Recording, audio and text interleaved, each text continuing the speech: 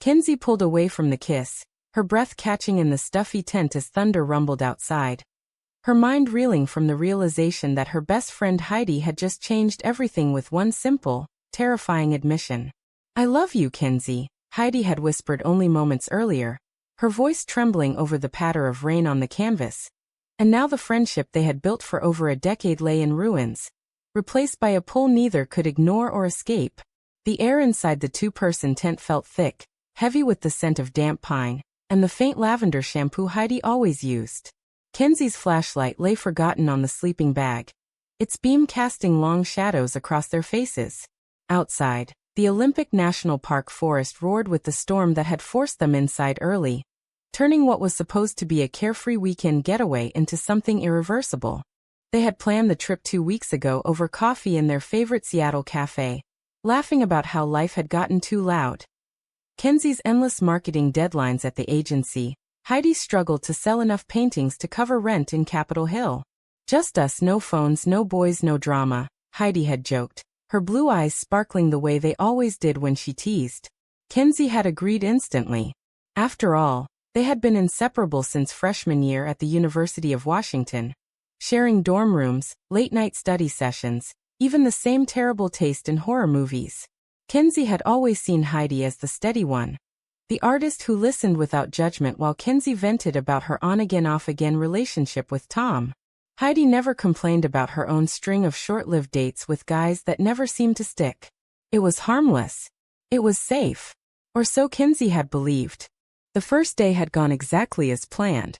They hiked the moss-covered trails near Hurricane Ridge, packs light, voices light, stopping to snap photos of towering firs and distant snow-capped peaks. By afternoon they set up camp beside a clear stream, roasting hot dogs over a crackling fire while the sun dipped behind the mountains. Conversation flowed easy, work gossip, memories of college parties, plans for Heidi's upcoming gallery show. Kenzie felt relaxed for the first time in months, the city stress melting away with every crackle of the logs. When the sky darkened and rain began spitting, they ducked into the tent, zipped the flap, and crawled into their sleeping bags still laughing about the soggy marshmallows. But the storm intensified, lightning flashing through the thin nylon walls, and the easy mood shifted. Heidi suggested they talk about real things, the kind of deep talks they used to have in college. Kenzie lay on her back, staring at the roof of the tent, listening to Heidi's voice soften. "You know, I've been thinking a lot lately about why none of my relationships ever work," Heidi said. Kenzie turned her head, expecting another funny story. Instead, Heidi's face was serious in the dim glow of the lantern. "It's because I've been in love with someone else for years. Someone who doesn't even know." Kenzie's stomach tightened. "Who?" she asked, half teasing. Heidi's eyes locked on hers. "You, Kenzie. It's always been you." The words hung there, louder than the thunder. Kenzie laughed at first, nervous, disbelieving. "Come on, Heidi, we're best friends. You're straight. I'm straight." But Heidi didn't laugh back.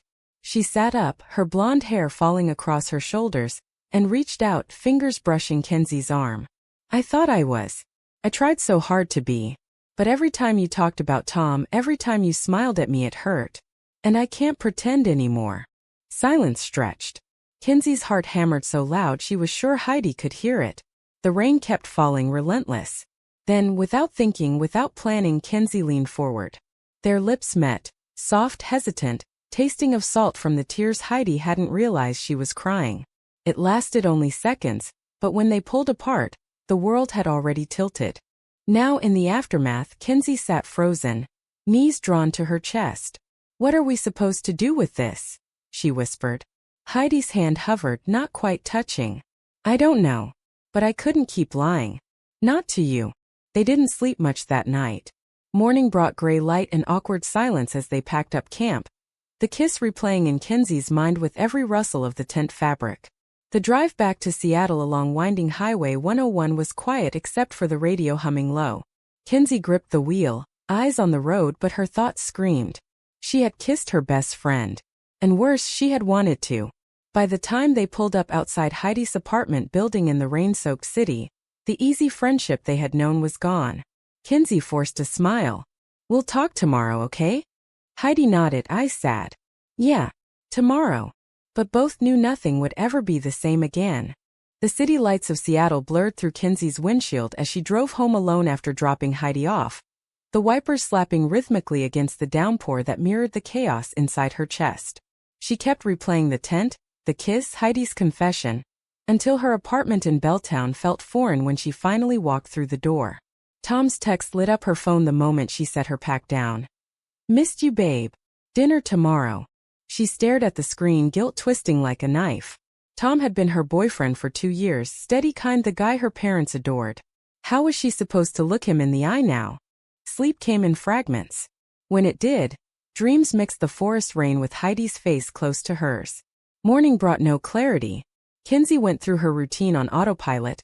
Coffee, shower, the commute to the downtown marketing firm where she managed campaigns for tech startups. At her desk she stared at spreadsheets until her coworker Sarah asked if she was okay. "Just tired from the trip," Kenzie lied, forcing a laugh. But inside, every memory of Heidi's touch burned hotter. She texted Heidi once during lunch. "You okay?" The reply came quick. "Thinking about you. A lot." Kenzie's fingers hovered over the keyboard. She deleted 3 different responses before settling on "me too. Talk soon." That evening she met Tom at their usual Italian place on Capitol Hill. He greeted her with the same warm hug, the same easy smile. Over pasta he talked about his week at the engineering firm, plans for their upcoming anniversary trip to Hawaii. Kenzie nodded, smiled, but her mind kept drifting to the tent. When Tom reached across the table to hold her hand, she flinched. "Hey, what's wrong?" he asked, concern creasing his brow. She shook her head. "Camping was intense. Storm kept us up." It wasn't entirely a lie. Later, back at his place, when he tried to kiss her goodnight, Kenzie pulled away gently. "I think I just need some space to decompress." Tom looked hurt but nodded. "Whatever you need. Love you." The words landed like stones in her stomach. The next day Heidi called. They met at their usual bench in Discovery Park, the same spot they had sat 100 times before. This time the air felt charged. Heidi looked exhausted, dark circles under her eyes, but her voice was steady. "I'm sorry if I scared you. I've carried this for so long, I didn't know how to hold it anymore." Kenzie stared at the Puget Sound, waves chopping in the wind. "I'm not scared of you, Heidi. I'm scared of what this means. I have Tom. I have my job. My family back in Spokane. They still send me Bible verses every Sunday. What am I supposed to tell them?" Heidi reached for her hand, then stopped. "You don't have to tell anyone yet. But you felt it too. I know you did." Kenzie couldn't deny it.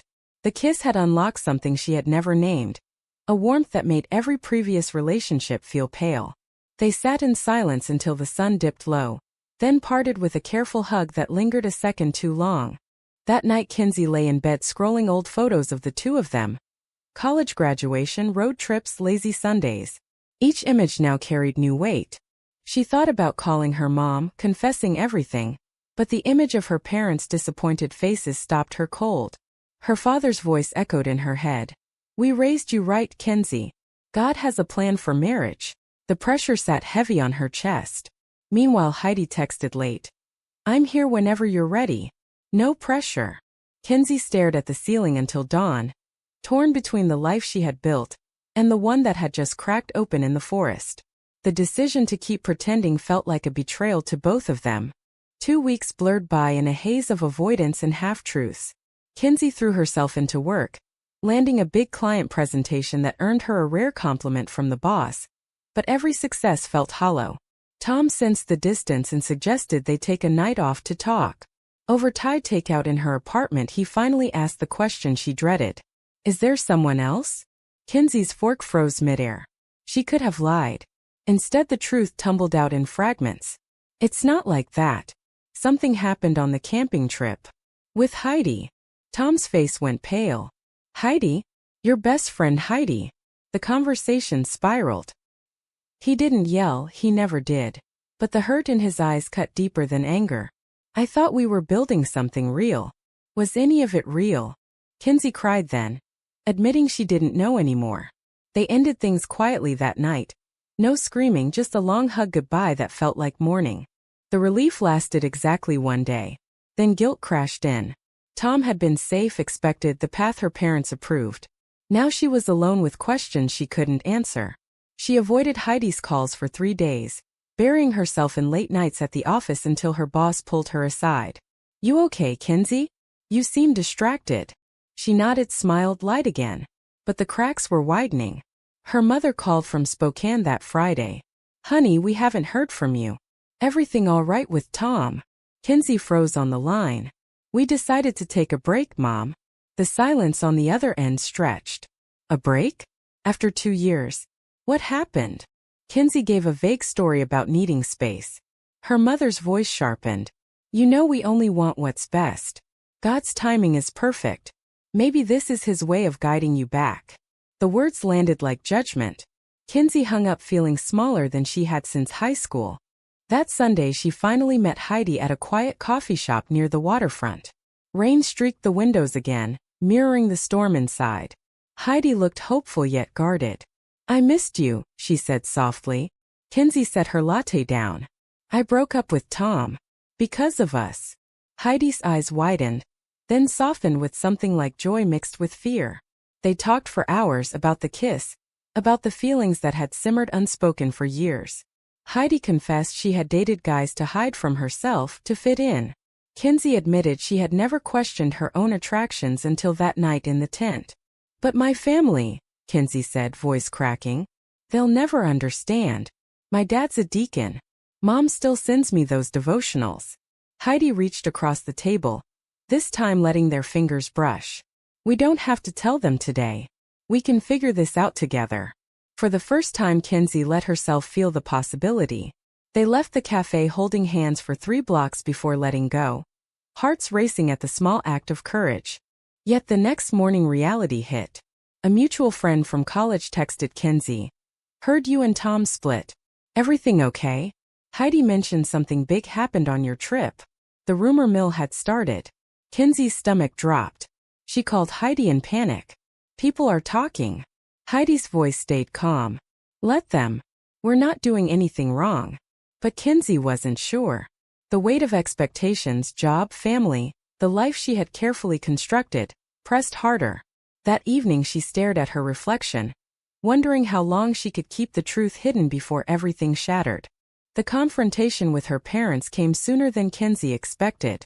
3 weeks after the breakup, her mother announced a surprise visit to Seattle for a family weekend. Kinsey tried to postpone, but the tickets were already booked. When her parents arrived at Seattle-Tacoma, hugs felt stiff. Over dinner at a waterfront restaurant, her father asked the inevitable. "So what really happened with Tom? Your mother said you've been distant." Kinsey's fork trembled. Heidi sat across the table in her mind, steadying her. She took a breath. "I realized I have feelings for someone else. Someone important." Her mother's eyes narrowed. "Who?" The word stuck. Finally Kinsey said it. "Heidi. It's Heidi." The table went silent. Her father set his glass down slowly. "Heidi? Your friend?" "Kinsey, that's not God's design." Her mother's face crumpled. "Honey, this is a phase. You're confused from the breakup. We can get you counseling. There are programs that help with these feelings." Kinsey's chest tightened. "It's not a phase. I felt it. I kissed her. And it felt right." Her father's voice rose, drawing stares from nearby tables. "Right? This city has corrupted you. We raised you better. If you choose this path, you choose it alone." The words sliced deep. Her mother cried quietly into her napkin. Kinsey sat frozen, the moral weight crushing her. Was love a sin if it hurt the people who raised her? Was staying true to herself selfish? She left the restaurant early, walking the rainy streets alone until she reached Heidi's door. When Heidi opened it, Kinsey collapsed into her arms, sobbing. "They want me to fix this. They think I'm broken." Heidi held her tight, stroking her hair. "You're not broken. You're finally whole." They spent the night talking through every fear. Losing family approval, losing the version of herself her parents loved. Heidi shared her own quieter story. Her parents had suspected for years and quietly accepted, but she had still hidden parts of herself to protect Kinsey's feelings. The contrast stung. Kinsey envied that peace while drowning in guilt. The next days brought more pressure. Her mother sent daily texts quoting scripture. Her father called once, voice cold. Come home for Christmas or don't come at all. At work the rumor had spread. A colleague made a veiled comment about alternative lifestyles during a meeting. Kenzie's boss pulled her aside again, this time with concern that felt like warning. Personal life is personal, but clients noticed distraction. The cost was mounting. Yet every evening with Heidi brought clarity. They cooked together, watched old movies, shared tentative kisses that grew less hesitant. Kenzie felt alive in a way Tom never sparked. But the inner war raged. Loyalty to family versus loyalty to her heart. One night she whispered to Heidi, "What if I can't choose?" Heidi's answer was soft but firm. "Then we wait." "But I'm not going anywhere." The decision loomed larger every day. Betrayal arrived in the form of a single forwarded email. Kenzie opened her inbox at work to find a message from her cousin back in Spokane. "Your mom asked me to send this. Thought you should see what people are saying." Attached was a group chat screenshot from her extended family. Prayer requests, Bible verses, and one uncle's blunt comment. "If Kenzie's chasing sin with that girl, we need to intervene before she drags the whole family down." The words burned. Worse, the chat included a photo someone had snapped of Kenzie and Heidi holding hands outside the coffee shop weeks earlier. The rumor had reached home. Kenzie confronted her mother on the phone that afternoon, voice shaking. "You told them? You made me the family project." Her mother didn't deny it. "We're worried, sweetheart. This lifestyle will destroy you. God wants you to repent." The call ended in tears and slammed silence. Heidi arrived at Kenzie's apartment an hour later to find her pacing. "They're turning everyone against me. My own family." Heidi listened, then spoke carefully. "Maybe it's time to set boundaries. You can love them and still choose us." But Kenzie felt the betrayal like a wound. That night they argued for the first time. Kenzie accusing Heidi of pushing too hard. Heidi accusing Kenzie of still hiding. "You're ashamed of me," Heidi said quietly. "After everything, you're still ashamed." The words landed hard. Kenzie slept on the couch, heart heavy with doubt. Work turned hostile the next week. A major client pulled out after hearing personal issues through the grapevine. Her boss called her in. "We're reassigning your projects. Take some time." The firing wasn't official, but the message was clear. Kenzie walked out numb. She drove straight to Heidi's studio, where half-finished paintings covered the walls. Many of them subtle portraits of Kenzie she had never noticed before. "I lost the account," she whispered. Heidi pulled her close. "We'll figure it out. You have me." But the losses piled up. A cousin unfriended her on social media. An old high school friend sent a concerned text laced with judgment. The societal weight pressed from every side. The final crack came during a video call with her parents. Her father's face filled the screen, stern. "We've decided to stop supporting your apartment rent if you continue this. Come home, get help, or stand on your own." Her mother nodded beside him, eyes pleading.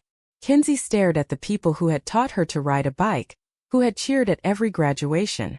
"I love you both," she said. "But I love her too. And I'm not broken." The call ended with her father's final words.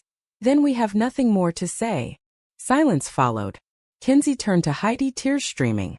"They chose their beliefs over me." Heidi held her through the sobs, but the pain of betrayal lingered. Kenzie had lost the safety net she never knew she relied on so heavily. The price of truth was higher than she had imagined. Months passed in a new kind of rhythm. Kenzie moved in with Heidi temporarily, their small apartment filled with half-unpacked boxes and the quiet comfort of shared mornings. She found freelance marketing work. Smaller clients, less pay but honest hours. Heidi's gallery show opened to modest success. One painting of a stormy forest tent selling on opening night. They built something fragile yet real. Dinners cooked together. Walks along the waterfront where they held hands openly. Nights talking through the hurt until it softened. The inner conflict never fully vanished. Kenzie still woke some mornings missing her mother's voice, but the awakening felt undeniable. She had traded certainty for authenticity, and the trade, though costly, brought a peace she had never known.